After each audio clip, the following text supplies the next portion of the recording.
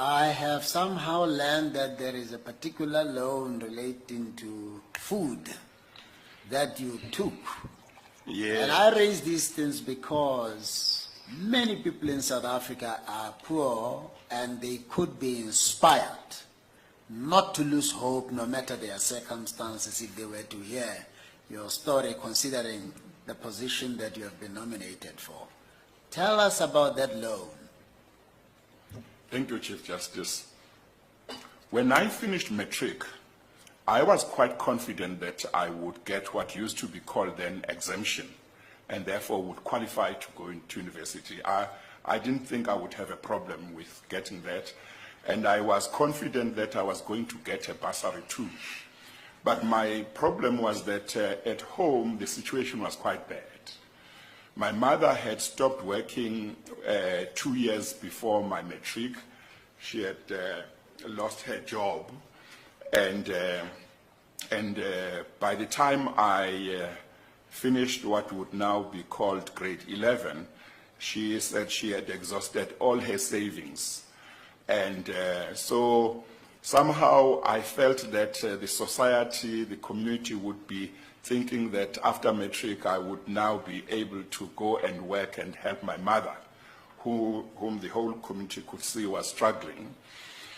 But I wanted to go and do law, and I was determined, but I felt that I couldn't go unless I made arrangements to make sure that my mother and my brothers and sisters behind would be able to have something to eat.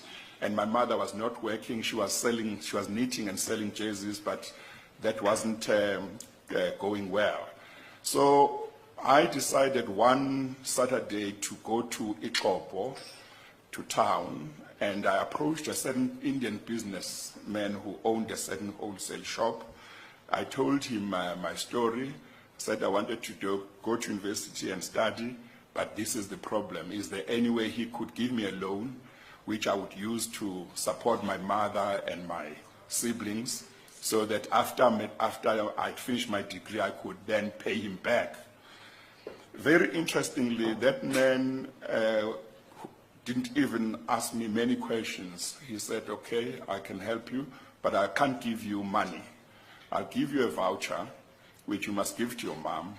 Once a month, she must come to my shop, and she will be given groceries up to the value, I think it was 20 rand, if I'm not mistaken, 20 rand or 40 rand, but that was a lot long of money time back ago. then. Yeah, it was quite some money then. And he said, until you finish your degree, this is what we'll do, and then you can repay it after your degree. So I was very happy. He didn't ask me to sign anything. He just took my word. And my mom could not believe it when I came back from town and told her that I had been able to make arrangements so that they would be able to have groceries while I was studying. And that is what happened for 3 years. And when I'd finished my junior degree, I went back to this man. His name was Mr. Musa, and thanked him and asked him what arrangements we could make for me to pay back.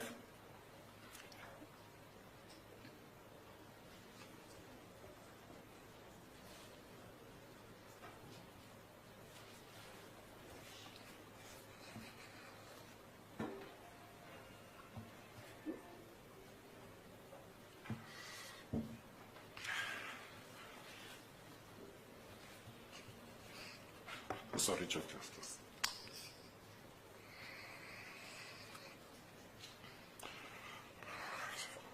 So he said, no, don't worry.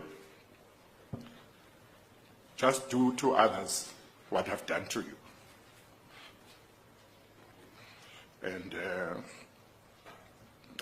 I thought that was very important. And in my own small way, I tried to do that. Until now.